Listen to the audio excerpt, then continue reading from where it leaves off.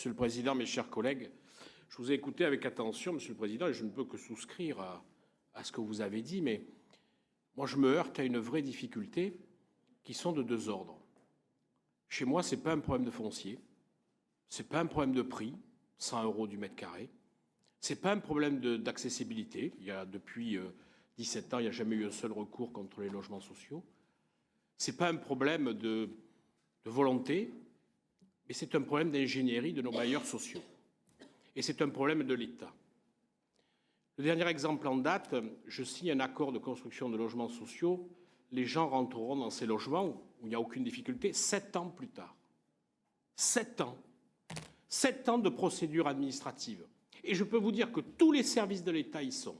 DREAL, DDTM, archéologie, tous ils sont là pour vous réclamer chaque fois une étude supplémentaire et on perd du temps. La deuxième chose, nos bailleurs sociaux, tous, il n'y en a pas un qui est meilleur que les autres, ont des marchés infructueux. Parce qu'aujourd'hui, le coût, avec la multiplication des normes, RT 2012, RT 2020, on fait surenchérir le coût du foncier, le coût de la construction, pardon, excusez-moi, et on arrive à des choses où les marchés ne passent plus. Donc, j'ai envie de dire, la vraie difficulté que nous avons, c'est que Madame la préfète, qui n'a pas été contente quand je lui ai dit, qui nous a copieusement, dans une relation maire-préfet, c'était une relation qui était difficile.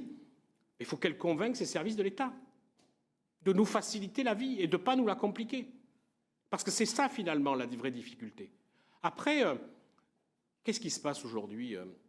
Il faut construire de plus en plus de logements sociaux. Vous l'avez dit, décohabitation des familles. De 1 logement, on passe à 2. Pour vous donner juste un exemple, sur la commune de Saint-Aubin, c'est 87% des demandes. 87% des demandes, c'est des familles qui se séparent. Et il faut multiplier les logements.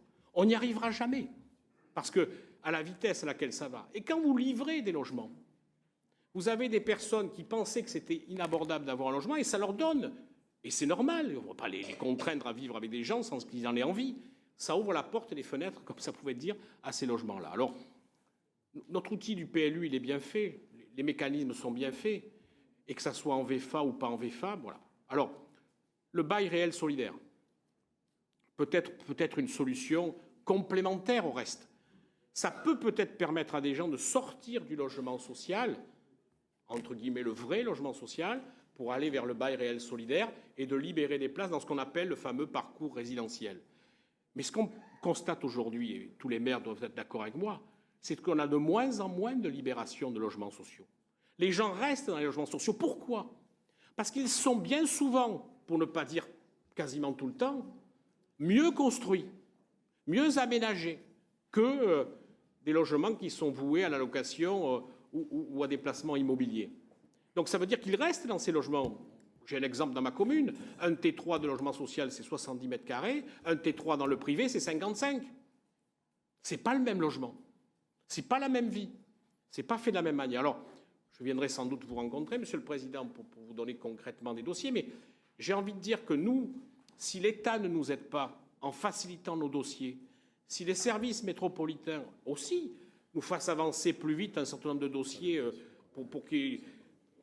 Le service urbanisme soit peut-être un peu moins tatillon sur un certain nombre de choses pour qu'on avance plus vite, eh bien on construira plus vite. Mais peut-être aussi qu'il faudrait convier tous nos bailleurs sociaux de l'agglomération et du département et de leur dire, mesdames, messieurs, avec quelques exemples sous les yeux, vous trouvez normal qu'il faut 7 ans, là où il n'y a pas de problème, dans un lotissement, dans un PAE, dans un lotissement, il faut 7 ans pour faire un logement social. Vous ne croyez pas que vous avez une part de responsabilité quand il faut déposer 3 fois le permis de construire parce que l'architecte s'est trompé de 10 cm? Il y a quand même une responsabilité de tout le monde.